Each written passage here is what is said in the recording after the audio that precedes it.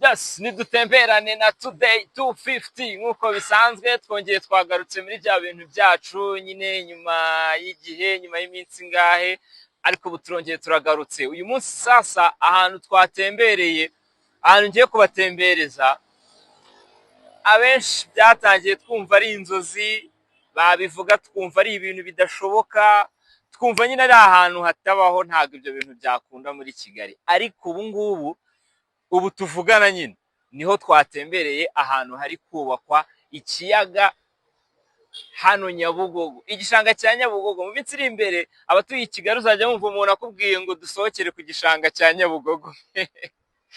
Abantu bajyaga babifata nk'imikino nyine bakumva ni joke, bakumva ni ibintu bitabaho ko Kigali yaba ifite ahantu hari amazi nyine abantu bashobora gusohokera, abantu bashobora gutemberera, ariko ubu ngubu tuvugana magingo aya ngaya ngira ngo uri kubibona n'inyuma yanjye ko imirimo yo kubaka igeze kure ahantu ngira ngo muri kubibona. Kalifa bereke neza amakamyo, barabona ukuntu hamo hari hasi barimo barahakora amamashini ahari biki ibintu byose. Ahangaha uri kubona ni muri cya gishanga cya Nyabugogo, utambitse uri kugana ku Kinamba ukomeza hirya. Ni ukuvuga ngo ni gahunda y'umujyi wa Kigali yo gutunganya ibishanga 5 byo mu mujyi wa Kigali, ikabigira ahantu nyaburanga, ikayigira ahantu umuntu ashobora gutemberera, akurura ba mukerarugendo, ibintu nk'ibyo. Ni ukuvuga ngo guhera hano Nyabugogo murahazi, abahazi muribuka igishanga cya Nyabugogo gifatana no mu Gatsata, kiriya cyose guhera gutambika mugakomeza ukagera ku Kinamba cya mbere, ugahita wambukira ugakomeza hirya usa nk'ugana mu Gakinjiro aho bitaga kuri Itexirwa. Aho hose ni igishanga, hari hose bari kuhubaka, ukambuka ukajya i Gikondo hahandi hahoze mu nganda, utambika hirya ukagenda ukagera za Rwandex. Aho hose harimo gutunganywa mu minsi iri imbere, mu mwaka utaha haraba ari ahantu heza, ahantu nyaburanga, ahantu ho gusohokera ku rwego rwo hejuru. By'umwihariko rero ahangaha Nyabugogo birateganywa ko bagomba no gushyiramo ubwato buzajya butembereza abantu hano muri aya mazi. Abantu muzi ahantu bita kwa Buraza, ahantu bitaga kwa Buraza, bereke kuri kamera. Ahangaha muri kubona harunze iyo micanga, yes, nako gashyamba k'uduti ni hahandi bitaga kwa Buraza.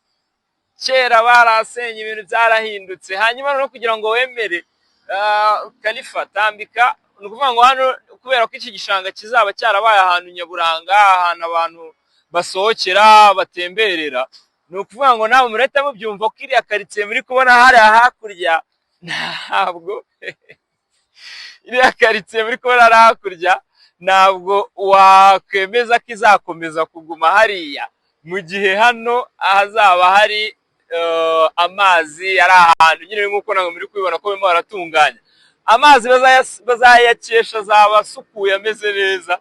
Noneho murabona ko uyu muhanda wo ku Kinamba uva Nyabugogo ugana ku Kinamba, byahise bituma abashoramari bahita bahayoboka, baravuga habaye imari. Mwabonye ibizu batangiye kubaka hano, iyi ni imwe mu nzu nini ziri kubakwa kuri uyu muhanda wo ku Kinamba uva Nyabugogo utambika ugana ku Kinamba. Nyuma urenze kuri iyi ngiyi hari n'indi nini iri hariya hirya. Iyi nzu ni inzu izaba ari iy'ubucuruzi, hasi azaba ari imiryango y'ubucuruzi, hanyuma hejuru akazaba ari amapartema, moteri n'ibiki n'ibindi byose. Hirya yaho nayo, hirya yayo gatoya aho hahoze haba polyclinique yitwa kwa bahita kwande hariya Polyclinique Medico Socio, yes, hano ku Kinamba kuri uyu muhanda utambika. Hirya yaho naho hari kubakwa indi nzu nayo nini, nayo igenewe guturwamo, izaba igenewe guturwamo y'amapartema, iri hirya, yes, uri kubibonera mu biti hari hirya. Naho turaza kuhagera, muraza kuhabona, kubera ko ubu gahunda uyu munsi ni ukubatembereza tukabereka uburyo Kigali bagiye kuyishyira ku mazi. Bya bintu twumva ari inzozi, Kigali bagiye kuyishyira ku mazi.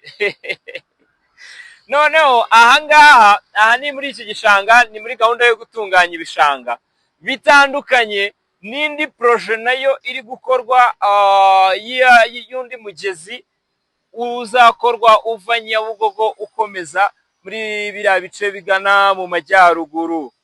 Ahantu hazaba hari gukorwa n'umushinga w'ibijyanye no gutunganya urugomero rw'amashanyarazi ruzajya rwongera ingufu, ibintu nk'ibyo ngibyo.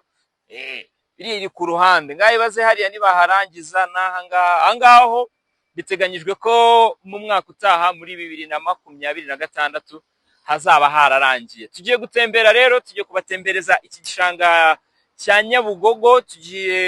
Twahereye hano Nyabugogo nyine ugana ku Kinamba niyo twahereye, tugiye gukomeza tuzahatembera tugende tubageze no muri parc industriel hahandi Gikondo, handi inganda zahoze Gikondo naho tuzahagera tuhabereke, tubereke uko bari kugenda bahatunganya. Ngira ngo uri kubibona, wabonye amazi, wabonye ko barimo barayakesha ameze neza ari kugenda cya Jess, mwakoze cyane, mukomeze mubane natwe. Ni today 250 nkuko bisanzwe nyine. Iki ni igice cya mbere, tuzakomeza ubundi gahunda nuko tugiye gutembera. Noneho ubu tugiye gutembera, tugiye kubatembereza tubereka uko ibintu byifashe hirya no hino. Hari ukuntu ubu maze igihe muri Kigali, iyo umaze ubundi mu Rwanda muri rusange, ubu ngubu nsigaye mbona iyo umaze nk'amezi 3 utagera ahantu, iyo hasubiye usanga byarahindutse, usanga hari ibintu byinshi byahindutse kabisa. Rero niyo mpamvu mvuga nti tugomba kujya tubatembereza, tukaba updating uko ibintu bimeze, uko ibintu biri gutera imbere, uko igihugu kiri kugenda kiba ubuki. Iyi Kigali mureba, tunutuyira tw'abanyamaguru, abanyamaguru bazajya banyuramo mu gihe bari gutembera nyine muri iki gishanga cya Nyabugogo. Ahangaha tugeze ni kuri cya gice cyo cyahahoze yiyerika hakera. Ngira ngo muri kubona hakurya ni Kacyiru, hakurya handi hiriya ni Kimicanga. Tugiye gukomeza dutemberana, tubereka nyine ukuntu bari kugenda batunganya ibi bishanga, nkuko twabibabwiye ko uyu munsi ariyo gahunda yo gutembera nyine, tureba ukuntu ari gutunganywa ibishanga mu mujyi wa Kigali. Utwo n'utuyira abanyamaguru bazajya baba bari gutemberamo. Aha niho abanyamaguru bazajya baba bari kugendera mu gihe bari gutembera muri iki gishanga. Ubu hazaba hakitwa igishangara, sindamenye ukuntu bazaba bakita, nimba hazakomeza kwitwa ibishanga, nimba hazakomezwa hazahindurirwa izina hakitwa gute numbaze. Gusa ibyari cyo nuko hazaba hamaze kurimbishwa, hamaze gutunganywa, ku buryo harimo gahunda y'uko muri iki gishanga hari ahantu hazajya haba hari amazu nyine umuntu ashobora kwicara akanyweramo akantu. Ubwo nyine namwe muri kubyumva, hari amaresitora azaba arimo acuruza twa tuntu nyine tw'udu fast food turi aho ngaho twa vuba vuba ku bantu baje gutembera. Muri kubona aha tugeze ni muri bya bice byahahoze kaminuza yigenga ya Kigali IERK. Abantu mwese ndabasuhuje, abantu mwese mwize muri IERK ikiba hano hantu di, abantu mwese mwize muri kaminuza yigenga ya Kigali ikiba muri iki gishanga. Bana salute kabisa, aho muri hose mwigurira akantu, abari muri diaspora by'umwihariko mwese ahantu muhibuke, muzajya muhaza mubona ari filime, ibintu byarabaye amateka. Sanga rero nahahoze kaminuza yigenga ya Kigali, murabona ko kera cyane yamaze kwimuka, kera cyane. Ngira ngo reka mbaze abantu, ese la Colombière ahantu yahoze muri kuhabona cyangwa abantu benshi ntabwo bazi ko la Colombière yimutse. La Colombière yari yimutse, dore ahantu yahoze ukuntu hameze ubu ngubu. Hariya hakurya, aho hakurya mu gishanga, aho hakurya muri kubona mu gihuru, aho ngaho Kimicanga, handi hahoze ari Kimicanga. Kugira ngo muri kubona ko bari kugenda bahatunganya neza cyane. Dore aha ngaha niho la Colombière yahoze, yarimutse kera cyane. Dore hari amazi, dushaka uburyo tujya ahantu yitegeye kugira ngo aya mazi nayo muyarebe neza.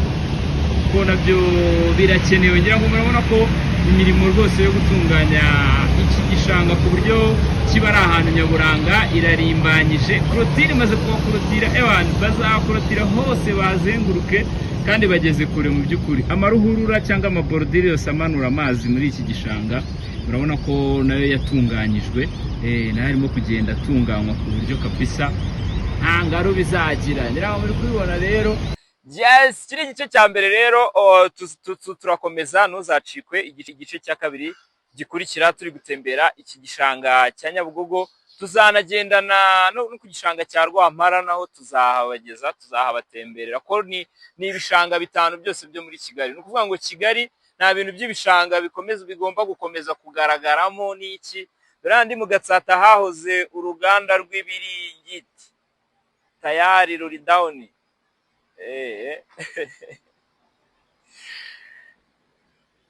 Turi kumwe rero ni Today 250, nitwa Iva LTM.